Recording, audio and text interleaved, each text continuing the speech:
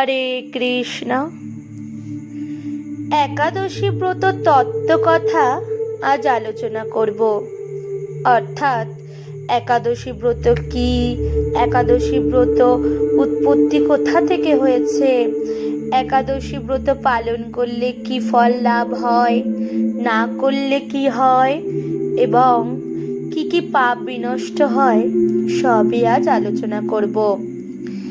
পদ্মপুরাণে একাদশী প্রসঙ্গে বলা হয়েছে, একসময় জৈমিনী ঋষি তার গুরুদেব মহর্ষি ব্যাসদেবকে জিজ্ঞাসা করলেন, হে গুরুদেব, একাদশী কি?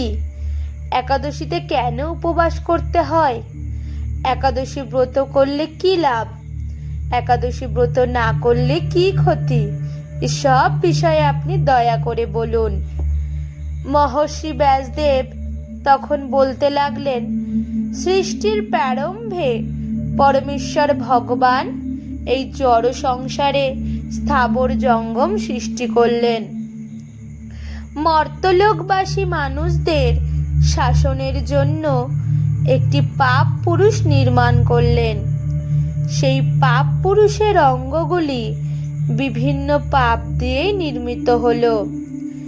পাপ পুরুষের মাথাটি ব্রহ্ম হত্যা পাপ দিয়ে, চক্ষু দুটি মদ্যপান, মুখ স্বর্ণ অপহরণ, দুই কর্ণ গুরুপত্নী গমন, দুই নাসিকা স্ত্রী হত্যা, দুই বাহু গো হত্যা পাপ, গ্রীবা ধন অপহরণ, গলদেশ ভ্রূণ হত্যা, বক্ষ পরস্ত্রী গমন, উদর আত্মীয় স্বজন বধ, নাভি শরণাগত বধ, কোমর আত্মশ্লাঘা, দুই উরু গুরু নিন্দা, শিষ্ণ কন্যা বিক্রি, মলদ্বার গুপ্ত কথা প্রকাশ পাপ, দুই পা পিতৃ হত্যা, শরীরের রোম সমস্ত উপপাতক।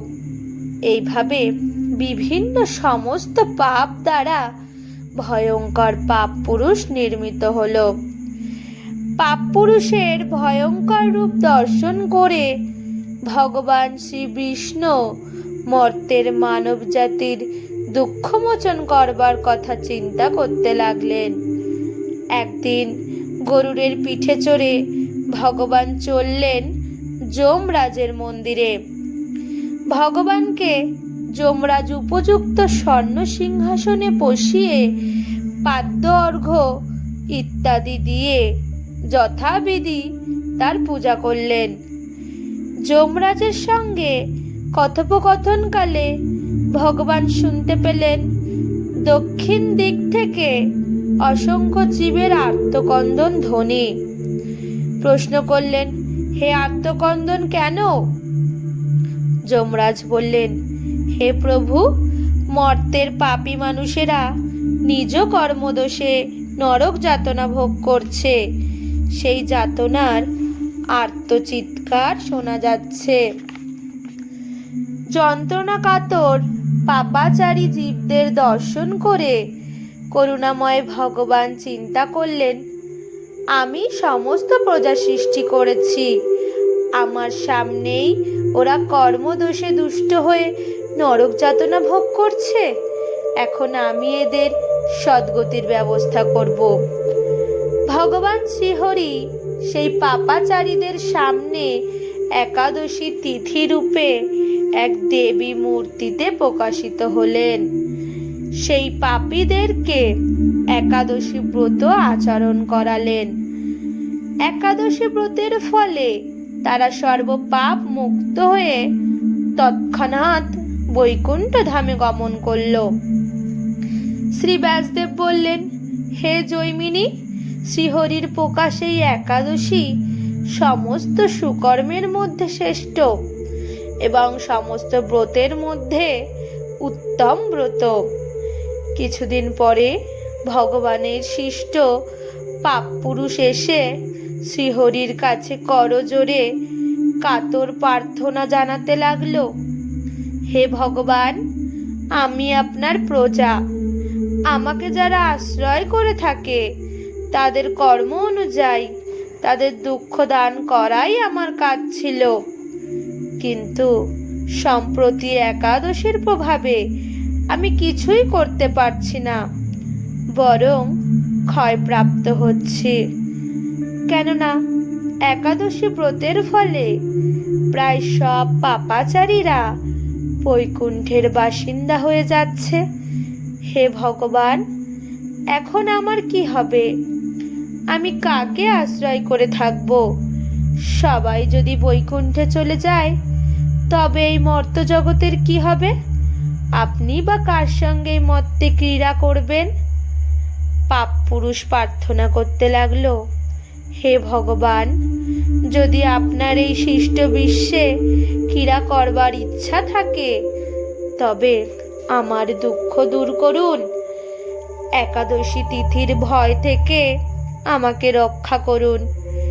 হে কৈটভনাশন, আমি একমাত্র একাদশীর ভয়ে ভীত হয়ে পলায়ন করছি। মানুষ, পশু পাখি, কীটপতঙ্গ, জল স্থল, বন প্রান্তর, পর্বত সমুদ্র, বৃক্ষ নদী, স্বর্গ মর্ত্য পাতাল সর্বত্রই আশ্রয় নেওয়ার চেষ্টা করেছি, কিন্তু একাদশীর প্রভাবে কোথাও নির্ভয়ে স্থান পাচ্ছি না দেখে আজ আপনার শরণাপন্ন হয়েছি। হে ভগবান, এখন দেখছি আপনার সৃষ্ট অনন্ত কোটি ব্রহ্মাণ্ডের মধ্যে একাদশী প্রাধান্য লাভ করেছে। সেই জন্য আমি কোথাও আশ্রয় পেতে পারছি না। আপনি কৃপা করে আমাকে একটি নির্ভয় স্থান প্রদান করুন। পাপ পুরুষের প্রার্থনা শুনে ভগবান শ্রীহরি বলতে লাগলেন, হে পাপ পুরুষ, তুমি দুঃখ করো না।